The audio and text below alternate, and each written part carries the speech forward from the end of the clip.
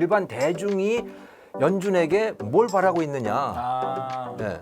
그러니까 정치권이 바라는 건 결국 대중이 바라는 게 중요하군요. 대중은 뭘 바랍니까? 대중은 싱싱한 인터뷰, 찾아가는 인터뷰 한국경제신문 기자 고인상입니다. 오늘 더부자 얼라이브에 김정호 서강대학교 경제대학원 겸임 교수님 모셨습니다. 교수님 안녕하십니까? 네, 안녕하세요. 네. 우리 김정호의 경제TV라는 유튜브 채널을 또 운영하고 계시죠? 네. 몇 명 정도 되죠? 거기 구독자가? 한 14만 명 정도? 13만 6천 분. 네. 그러세요. 여기 또 방송 보신 분들이 또 하시면은 그래서 사실은 방송하시게도. 예, 방송하게. 연세가 있으신 교수님이 혼자서 운영하는 유튜브 채널에서 연세 얘기 좀 하지 말죠. 가장 많은 춘이 아닐까. 아니, 교수님이랑 저는 원래 좀 친분이 있고 제가 또 워낙 좋아하고 저희 스승 같은 분이시죠. 항상 이렇게 배우고 있는 분이고. 그래서 오늘은 좀 이게 글로벌 또 거시경제 전문가시니까 거시경제 이야기도 하고 또 뭐 다양한 투자 이야기하면서 약간은 그동안 방식과 다르게 제가 질문 드리고 답변도 하지만 또 이렇게 티키타카 토론도 이렇게 하면서 너무 세게 하지 마세요. 제가 좀 까불까불도 하고 여러분 오해하지 마십시오. 네, 교수님. 네, 안녕하십니까. 자, 또 책을 또 집필하고 계세요. 예. 달러의 미래, 달러의 과거와 미래, 뭐 그 정도 될 것 같아요. 아직 제목은 안 정했습니다. 네, 연말에 원고를 끝냅니다. 달러에 대한 이야기를 좀 하시는군요. 예. 뭐 달러 이야기 나온 김에 그러면 지금 달러에 대한 전망은 굉장히 엇갈리는 것 같아요. 네. 어떻게 보세요? 저는 뭐 지금하고 비슷하게 가지 않을까? 한 1년 정도는 저는 그렇게 봐요. 1300 정도 그 정도 수준에서 갈 것 같다. 그러니까 연준이 기준금리를 그 정도 한 1년 그렇게 가져갈 것 같고 또 인플레가 갑자기 잡힐 것 같지도 않고 뭐 그러니까 뭐 대개 이 정도로 가지 않을까?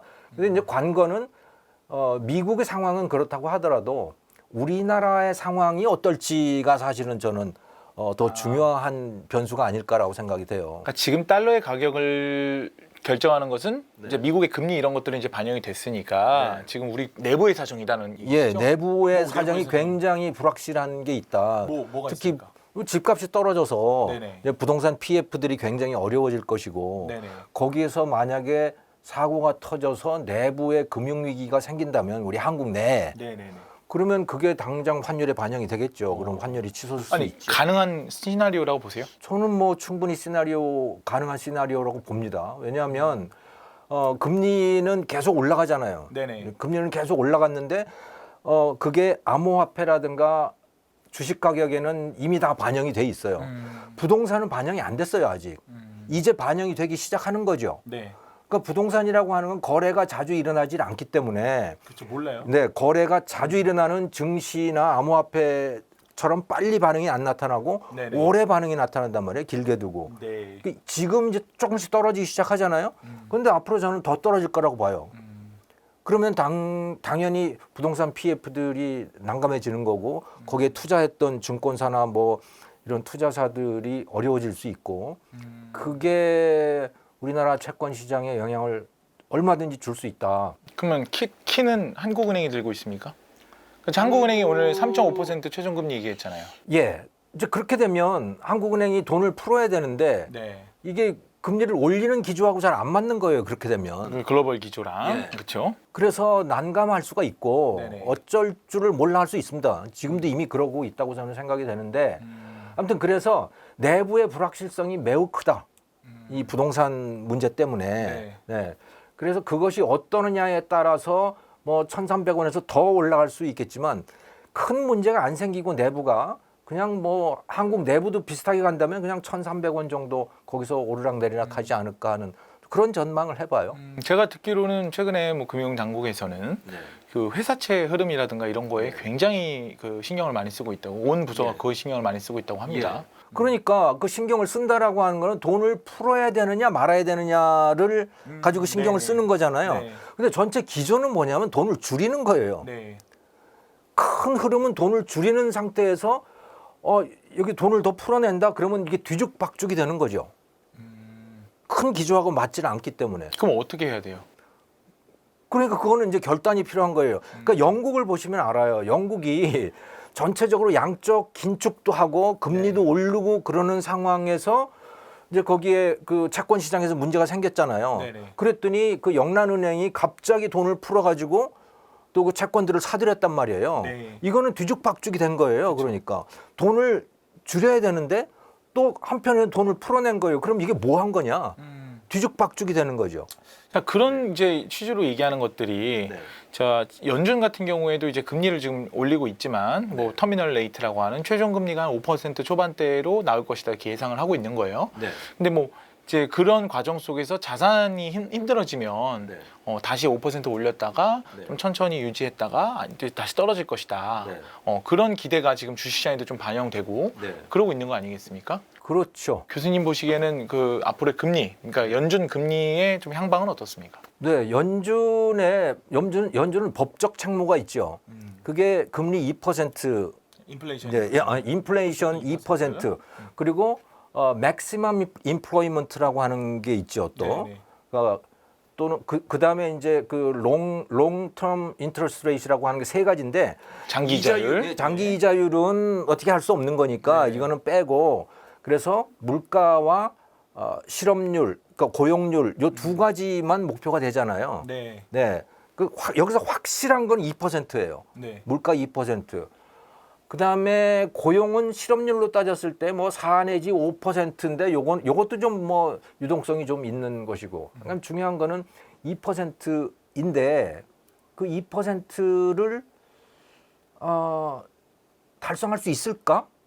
미국이 그 물가 상승률이 2% 밑으로 내려올까? 그 가능성은 저는 그렇게 높지 않다고 봅니다. 왜죠? 미국인들이 이미 인플레 기대 심리를 갖게 된 거죠. 인플레이션에서 가장 중요한 것은 인플레 기대 심리예요. 처음에 인플레가 시작되는 거는 공급축 요인이라든가 또는 뭐 돈이 많이 풀려서라든가 이런 그러니까 경제학자들이 유식한 말로 설명하는 것에 의해서 인플레이션이 시작될 수가 있어요. 네네. 그런데 진짜 인플레이션이 고착이 되는 거는 경제학자들에 의해서 그렇게 설명이 되는 상황이 아니고 일반인들이 그냥 인플레 되네? 물가가 오르는 거네? 라는 생각을 갖기 시작하면 네. 그때 본격적으로 인플레가 되는 겁니다. 그런데 일반인들은 경제학자들이 아니잖아요. 네네. 왜 인플레가 되는지 알 수 없고 네. 어쨌든 간에 인플레는 되고 있어. 네. 그러니까 나도 거기에 맞춰서 행동을 해야 돼. 네. 라고 마음을 먹게 되는 거예요. 네. 그렇게 되면 잡기가 굉장히 어려워지는 겁니다. 왜? 일반인들은 설득이 안 되니까. 그러니까 쉽게 얘기하면 일반인들이 인플레에 적응해 버린다. 예. 적응해서 네. 그래 알겠어. 그냥 템포에 맞춰서 나도 소비할게 이렇게 예. 되면 그러면 이제 그다음부터 그 일반인들의 행동은 지금 말씀하신 대로 자기가 거기에 적응을 할 뿐더러 네. 플러스 정부에 대해서 왜 이렇게 만들었냐고 탓을 하기 시작하는 거죠. 그러면 이제 미국 같은 경우에는 지금 임금 상승률이 굉장히 높잖아요. 네. 계속 지금 일반 임금 상승률이. 고용도 굉장히 좋은 상태죠. 그러니까 그런 상태다 보니까 인플레이션에 적응할 수 있는 여력이 충분히 있고 예.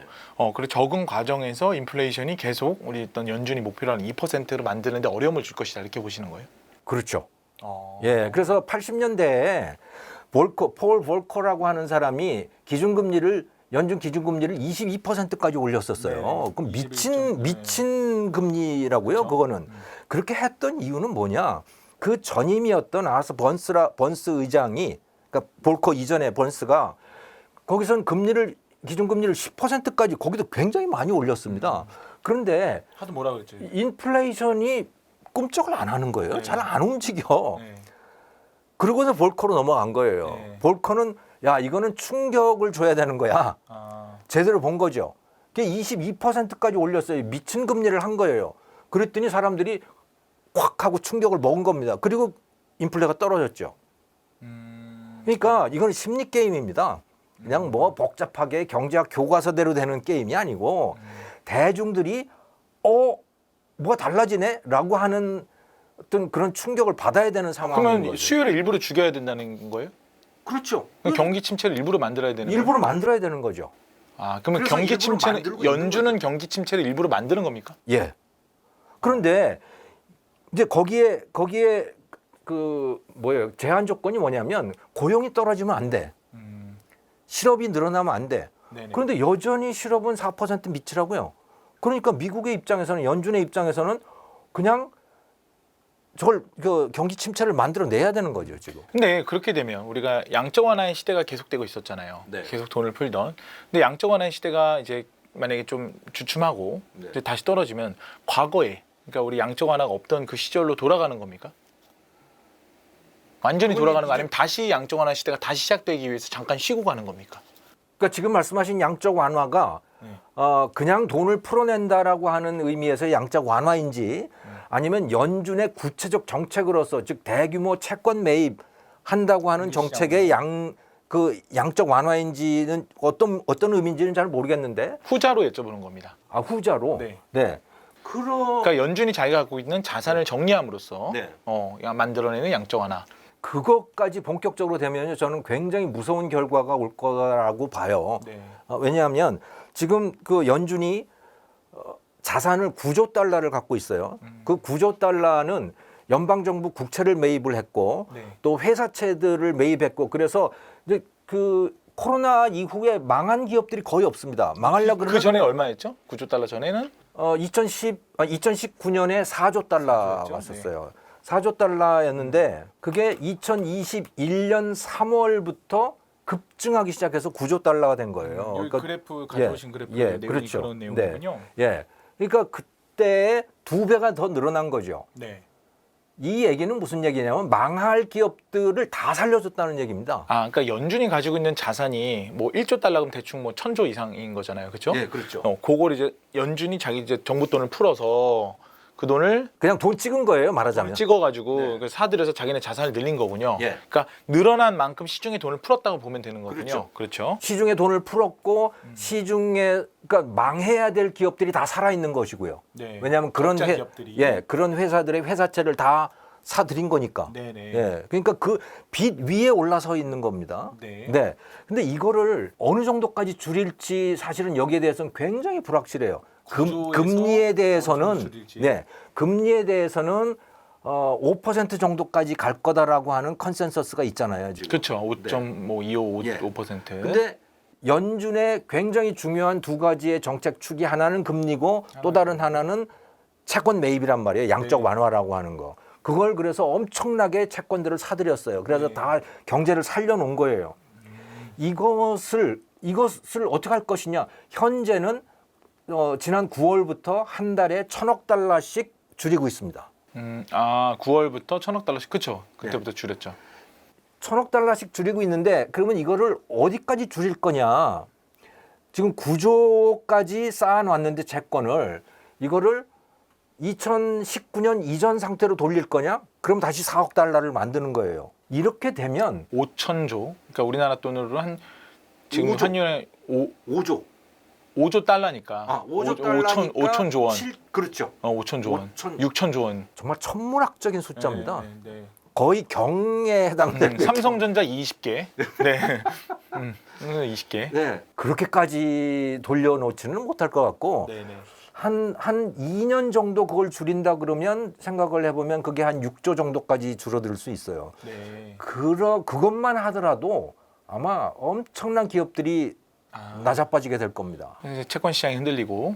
그렇죠. 채권 값이 떨어지는 거죠. 왜냐하면 연준이 채권을 매각을 하니까 시중에 채권 공급이 엄청나게 늘어나게 되고 채권 값이 떨어지고 금리는 치솟고 그렇게 되면서 한계 기업들을 다 문 닫고 하는 지경까지 갈 거예요. 네. 그러니까 여러분들 연준이 할 수 있는 공개 시장 운영이라는 그 이제 방식이 있습니다. 이제 양적 완화를 조절하는 방식인데요. 이제 연준 여러분들은 계속 이제 금리 쪽에 많은 공부들을 하셨죠. 그래서 연준이 얼만큼 금리를 올릴 것이냐 이런 얘기에 집중을 많이 하셨는데 사실은 연준이 가지고 있는 또 다른 하나의 도구는 역시 공개 시장 운영이라는 겁니다. 그래서 시중에 있는 채권을 사고 함으로써 연준의 자산 규모를 조절하고 그로 인해서 시중의 자금의 유동성을 조절하는 기능인데요. 이제 금리는 이제 우리가 어느 정도 예상 가능한데 연준이 자기가 갖고 있는 자산을 얼마나 풀어서 시중에 있는 돈을 얼마나 빨아들일지, 그러니까 시중의 돈줄을 얼마나 마르게 만들지에 대해서는 아직 불확실하다. 지난 9월부터 한 달간 1,000억 달러씩 줄을 팔았는데 이런 파는 규모들이 언제까지 이어질지 연준도 이제 좀 시장 눈치를 봐가면서 상황을 봐가면서 정하겠지만 그거에 대한 불확실성이 지금 주식시장을 누르고 있는 하나의 요인이기도 한 겁니다. 그런 이야기들을 지금 나눠서 설명해 주셨습니다. 그 부분 그래요. 그러면 설명 정말 잘하시네요.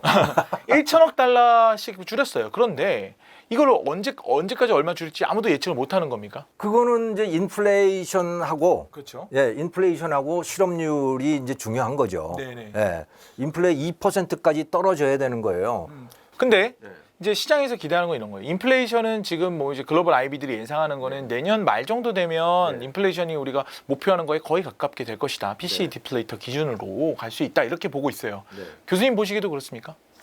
제가 생각할 때는 글쎄요. 그러니까 아까 말씀하셨던 사람들이 인플레이션에 적응하기 때문에 수요를 쉽게 줄이지 못하고 그 과정에서 연준이 생각했던 혹은 시장이 기대했던 인플레이션의 흐름만큼 쉽게 인플레이션을 잡기 어려울 것이다. 이렇게 설명해 그러니까 주시죠. 연준은 오히려 인플레가 떨어질 거라는 데 대해서 굉장히 조심스러워 하는데 시장은 투자자들은 오히려 인플레가 떨어질 거다라고들 보고 있는 것 같아요. 두 개가 서로 근데 약간 그런 거예요. 제가 투자를 직접 저도 많이 하지만 투자를 해보니까 이런 거예요.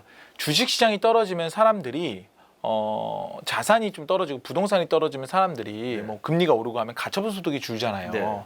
그러니까 내가 임금이 아무리 올라도 가처분 소득이 줄고 내 자산이 안 좋아지면 그러면 소비가 쉽게 주머니를 못 연다는 게 이제 월가의 논리예요, 사실은. 그래서 쉽게 돈을 못 쓴다. 요건 어떻게 생각하세요? 뭐 그런 측면이 있죠. 근데 주식 투자자들이 그렇게 많을지는 저는 그건 잘 모르겠고 자산의 영향보다는 임금의 영향이 더 크다. 주식 투자를 하는 사람들만 하더라도 경제 흐름에 대해서 어느 정도는 이제 알잖아요. 이해를 하잖아요. 네. 그런데 주식 투자를 하지 않는 대다수의 사람들은요. 경제 이론 같은 건 몰라요. 그냥 물가가 오르면 오르는 거고 앞으로도 오를 것 같네. 그냥 그렇게 생각을 하는 거죠. 그게 대다수의 사람들은 저는 그렇다고 봅니다. 하긴 물가 적응한다는 게 참 무서운 일인 게 치킨 가격 뭐 2만 원 이제 자연스럽잖아요. 아마 3만 원에도 적응할 겁니다. 그 뱅크 오브 아메리카에서 최근에 흥미로운 연구를 내놨는데 인플레이션이 5%까지 올라갔다가 그게 2%로 떨어지는 데에 몇 년 걸리는가를 조사를 했더라고요. 그리스는 무려 30년이고요. 미국이 8년 정도 뭐 그 정도 걸렸고 그러니까 저렇게 쉽게 잡힌다? 물가 상승률이 저는 그렇게 안 봐요. 그러니까 우리 사실은 제국이 유지되려면 물가 상승률을 관리해야 되는 게 역사의 교훈 아니겠습니까? 근데 이제 2%대 이런 이야기도 있어요. 2%대의 물가를 유지하는 것은 과거의 글로벌 공급망이 잘 돌아가고 미국을 중심으로 한 글로벌리제이션이 시스템이 잘 돌아감으로 인해서 한마디로 중국의 저렴한 공산품이 월마트에 쫙쫙 깔리고 정말 남미의 저렴한 농산물들이 월마트에 쫙쫙 깔리면서 2%가 된 것이다. 근데 지금은 그런 상황이 아니지 않느냐. 물류비가 증가하고 그 거꾸로 물류비가 증가하고 그러니까 세계는 2%는 디커플링이 일어나서 중국이 잘려 나가고 러시아도 분리돼 나가고 사우디까지도 거의 뭐 그런 수준까지 가고 이러고 있으니까 전체적으로는 물가가 오를 수밖에 없는 상황이 되어가고 있는 거예요. 점점 더. 그러면 연준도 2%대가 아니라 3, 4%대로 좀 타겟을 물론 이제 법적인 타겟은 있지만 그런 정도 잡고 이 정도면 됐다. 그래서 우리가 저기 파월이 지난 8월에 얘기했던 until job is done에서 얘기하는 그 job이 2%까지 굳이 그거를 그 명목상의 그 2%라는 숫자에 목맬 필요가 있냐는 거죠. 학자로서 보시기엔 어떻습니까? 저는 만약에 연준이 다른 신호를 보낸다. 그래서 3% 또는 4%를 기준으로 할 수 있어. 뭐 그런 거를 염두에 두고 행동을 하면요. 다 시장이 미리 읽죠. 시장이 읽고 오히려 물가는 더 올라간다. 저는 그렇게 봐요. 그러니까 어쨌든 연준과 심리 게임이니까. 그러니까 파월은 계속해서 겁을 주고 있어요. 지금도. 연기를 해야 돼요. 그러니까 달라도. 파월은 그렇게 독한 사람이 아닌 것 같은데 말만 독하게 해요. 근데 실제 행동은 그렇게 독하지는 않은데. 그러니까 월가 보면은 너 사실 나 좋아하잖아. 안 좋아해. 사실 좋아하잖아. 이러면서 둘이서 약간 그런 느낌이 좀 있어요. 네, 알겠습니다.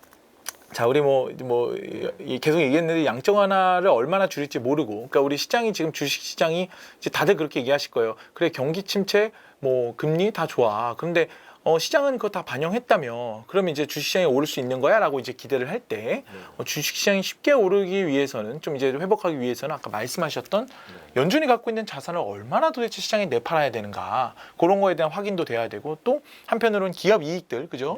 기업 이익들도 좀 확인이 되고 이런 불확실성들이 여전히 있기 때문에 시장이 쉽게 반등하지 못하고 지금 계속 왔다 갔다 하는 그런 상황이다. 그러니까 코로나가 본격화된 게 2020년 3월이잖아요. 예. 그리고 그 연준이 돈을 본격적으로 풀어낸 게 3월 20일부터예요. 한미 통화 스와프도 그때 체결이 됐었어요. 그래서 3월 19일이 코스피 최저점입니다. 예, 예. 3월 17일 그 무렵에 코스피가 2,300이었나? 뭐 그랬을 거예요. 언제요? 2020년 3월 19일 날이 네. 2000선이 깨졌고요. 한참 밑이었죠. 네, 한참 밑이었어요. 그때가. 아니 그러니까 깨지기 직전, 네. 코로나 직전에 네. 한 2,300, 그러니까 정상 상태였을 때 그 3월 초였을 겁니다. 예, 네. 한 2,300 정도 된 거로 내 기억을 하는데 한번 확인해 봐야겠네요. 예. 그도 근데- 얼마 되지도 않는데 또 다 까먹었어요. 예. 우리 다 3월 20일부터 연준이 돈을 쏟아내기 시작하면서 맞아요. 주가가 반등하기 시작하는 거거든요. 그러면서 한 50% 올랐던가? 그래요. S&P 500도 거의 한 50% 정도 오른 네. 것 같아요. 그리고 돈줄을 조이기 시작하니까 다시 떨어지잖아요. 네. 그러니까 이게 전부 연준의 쇼예요. 네. 그러니까 쇼라고 하는 게 뭐 일부러 그런다는 게 아니고 네. 연준이 돈을 어떻게 풀어내느냐, 조이느냐에 따라서 자산 가격이 이렇게 움직이는 거죠. 네. 네. 그런데 조금 조이기 시작하니까 주가가 떨어지기 시작해서 지금 3월 초, 그러니까 2020년 3월 초에 비해서 보니까 한 20% 정도 올라가 있는 상황인 것 같아요. 코로나 이전에 비해서. 네. 그런데 그런데 지금 그 경제 상황이라든가 모든 걸 다 고려했을 때 통화량만 빼놓고 네. 펀더멘탈을 놓고 봤을 때 네. 코로나 이전보다 지금의 경제가 좋아진 게 있느냐? 펀더멘탈을 놓고 생각해 보자고요. 훨씬 나빠졌어요. 그러면 돈 문제를 딱 빼고 생각을 해보면 주가는 더 낮아져야 정상이에요. 그렇죠. 냉정하게 보면 펀더멘탈에 예. 앵커를 낸다고 보면 예. 그렇죠. 그럼에도 불구하고 한 20% 정도 코로나 이전보다 높은 이유는 돈이 많이 풀렸기 때문에 아직 돈을 덜 걷어들였기 때문이죠. 그 그림은 너무나 분명한 거거든요. 네네. 그것을 지금 확실하게 반영을 하고 있는 데가 암호화폐들인 거고요. 암호화폐는 코로나 이후에 40배가 FTX 코인 같은 거는 40배가 올랐어요. 네. 무려. 이건 정신이 없는 거죠. 그렇죠. 그러다 그러니까 코로나 이전에 1코인당 2달러 그 정도였다가 지금은 1달러가 됐더라고요. 근데 그게 한때 80달러까지 갔었어요. 2021년 11월 달 뭐 이럴 때. 근데 암호화폐는 유동성이 반영되는 것인데 아까 말씀하신 건 사실 기업 이익 관련된 얘기잖아요. 펀더멘탈 관련된 얘기잖아요. 그럼에도 불구하고 암호화폐 시장을 빠르게 반영했던 취지신 거죠. 그렇죠. 음. 그러니까 암호화폐가 그렇게 올라갔던 거는 정말 화폐적인 현상이에요. 아무런 펀더멘탈이 없는 상태에서 그냥 돈만 많이 풀려서 돈이 갈 곳이 없어서 최고의 위험 자산으로 간 거죠. 네. 그리고 그게 다시 빠져나가는 거고. 그러니까 펀더멘탈을 놓고 본다면 주가도 코로나 이전 상태 또는 그보다 못한 상태로 떨어지는 게 사실은 정상이에요. 그런데도 불구하고 아직까지 유동성이 남아있기 때문에 네. 아직까지도 예를 들어 연준의 그 자산 규모, 보유하고 있는 채권 규모를 보면 아직도 엄청난 채권들을 보유하고 있거든요. 그냥 억지로 살려놓고 있다는 근데 얘기죠. 교수님 연준이요. 네. 연준도 정치적 영향으로부터 자유로운 집단은 아닙니다. 사실 뭐 볼커가 뭐 다 개무시하고 자기 갈 길 갔다고 네. 하지만 뭐 이제 예전에 자산이 레버리지를 그만큼 땡기지 않았던 시대의 이야기고, 그러니까 지금 파월은 볼커처럼 할 수 없다는 논리 중에 하나, 그 근거 중에 하나는 자산에 이렇게 수많은 레버리지가 만들어져 있는데 연준이 볼커처럼 해버리면, 물론 20%는 아니지만 이렇게 뭐 지금 가지고 있는 자산을 줄이고 이런 식으로 돈줄을 마르게 되면 잘못하면 오히려 시장에 괜한 없어도 될 충격을 만들고 비극을 만드는 수도 있다, 이런 지적이 있어요. 그래서 2024년 또 미국 대선 아닙니까? 그러니까 인플레이션 관리도 하겠지만 이런 자산 관리나 이런 자산적인 측면에서도 신경 쓸 수밖에 없다, 이런 논리도 있습니다. 이제 뭐 JP 모건의 논리기도 해요. 어떻게 보십니까? 연준도 글쎄요. 연준이라고 하는 게 1980년대부터 본격적으로 대통령으로부터 자유로워졌죠. 네. 네.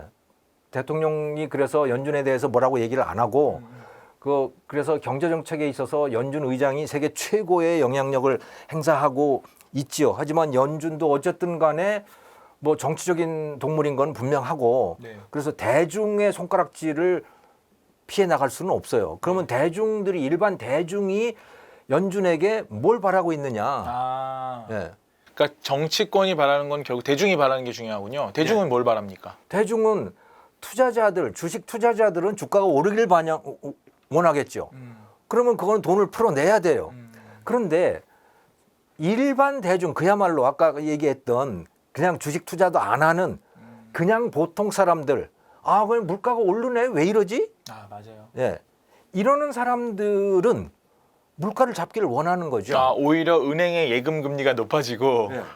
물가는 좀 저렴하고 이게 더 원하는 상황일 수도 있다는 거죠. 그러니까 그 숫자가 훨씬 더 많을 거라고 봐요. 그러니까 우리는 여러분들 투자하니까 계속 사실 물가보다는 이런 자산 가격에 좀 더 집중하는 경향이 있죠. 그것도 예. 실제로 월가도 그 얘기만 많이 하죠. 근데 실제로 근데 막상 보면 물가가 잡히길 바라는 사람이 더 다수일 것이다. 예.